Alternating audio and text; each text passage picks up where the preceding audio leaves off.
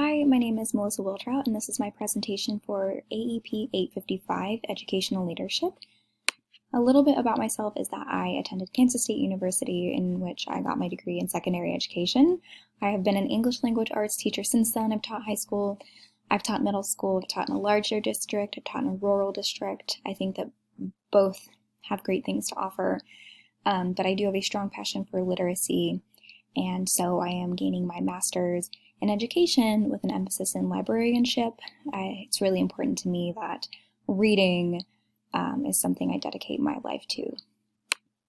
In terms of teaching during a pandemic, there have been a wide range of difficulties, but something that is specific to my personal experience is that when I started the semester in August, we were teaching in person and online through Zoom at the same time. So I would have maybe, for instance, a class of 22, 23 students in person and then 5 Zooming in at the same time. And so trying to give them all the same quality of resources and quality of attention and effort was not working. It was exhausting.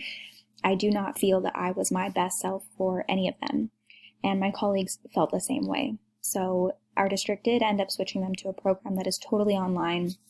They did have the choice to come back in person if they wanted to, or they would then not have their teachers. They would just do this program that we kind of selected the content for. Not the best option, but really our only option. So that has kind of lifted some stress.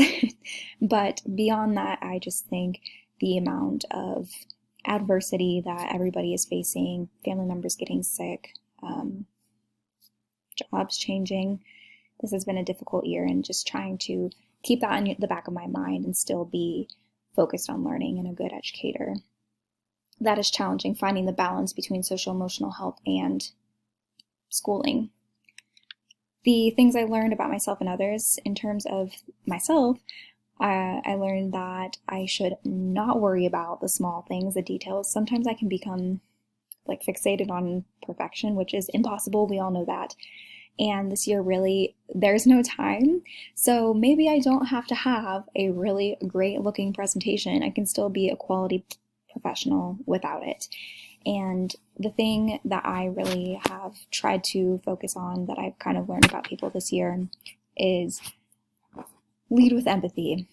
I have always felt that I had a strong sense of empathy, but this year has brought out some different qualities in people we love, and maybe they're not showing their best selves. Maybe I don't show my best self all the time. Just recognizing that stress is high and it's okay to maybe not be on 100% of the time. The next few slides will be about the mindsets, dispositions, practices, and principles. So the first mindset that all students can learn, I agree wholeheartedly. I think that any person can learn. You just have to find what works for them.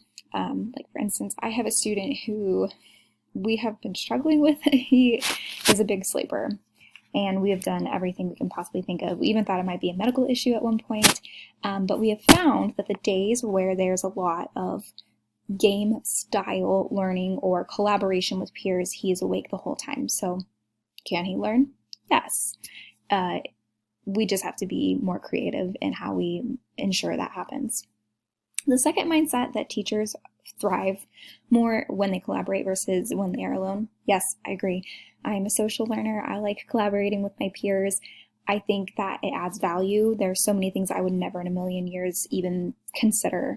And so having somebody who can view a similar situation in a different light is incredibly powerful. The third mindset, that happiness is a choice, is one that I felt a little on the fence about. The reason being that I do think we need to shift our mindsets, and I do think that we should show our gratitude and try to strive for recognizing the joy. But to be a leader and have a teacher, for instance, come to you and say that they are unhappy, to respond with, "We'll just try to be," is wildly inappropriate. It ignores real problems and concerns that can be fixed. And so I think it's our duty as leaders to, if it's in our power, resolve those issues to help people in their journey to happiness and not just brush it off and say, you always need to be happy. That's simply unrealistic. The 5 dispositions, I agree with all of them. One of them I like, but maybe isn't necessary. I think confidence is important. There is a difference between confidence and arrogance, and I do believe that most leaders can stay on the right side of that. Risk-taking is very important, but to me, if you're going to take a big risk and it fails, you've got to reflect and you've got to redirect, because you can't just let that be it. Empathy is very important. There can be sometimes a line of being too empathetic, and then people maybe take advantage of you and your understanding. And so being assertive in that is really big. Sense of humor. Yes, I do like a sense of humor. I do think that is important depending on what age you teach. For instance, I teach middle schoolers. You definitely need a sense of humor if you're going to teach middle school. But I have worked for various leaders who maybe didn't have the best sense of humor, but were still amazing at their job. So is it nice? Yes. Is it necessary? Maybe not. And lastly, you need to be a learner. I agree. I believe myself to be a lifelong learner. I think that's a really important value to instill in others. Of the 3 practices, I believe all are important. To focus is a big deal. If you are the kind of leader who the moment somebody brings something to you, you drop everything else and you're like, okay, I'm going to handle this right now, can sometimes be necessary, can sometimes be good, but can other times distract from other very important tasks at hand. In terms of data, I have not worked for a district that uses it, I think, maybe in the best way. To me, data is something that you look at and then you say, okay, this student is really struggling with decoding. Now I know what I need to help them with. I don't think that it should be something that is feared and that is used as kind of like a punitive thing. I just think we need to really shift our perspective of that and the way that administrators direct that opinion of data. And lastly, emotional intelligence, I think, is important. I don't believe that all leaders have it, and I think maybe more training could be useful in that department. I agree with all of the 8 principles, and in general, I just think that some of them is kind of like, okay, well, what's the situation?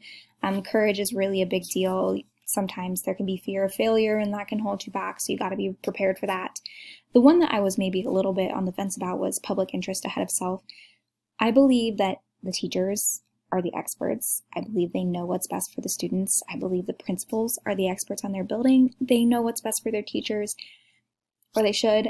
And I believe that all of this is in the best interest of students. Some people in the stakeholder category are biased, and so I do not believe that every single time a stakeholder is bringing an idea to the table that it is equitable. And so we really have to reflect as leaders, is this in the best interest of all the students?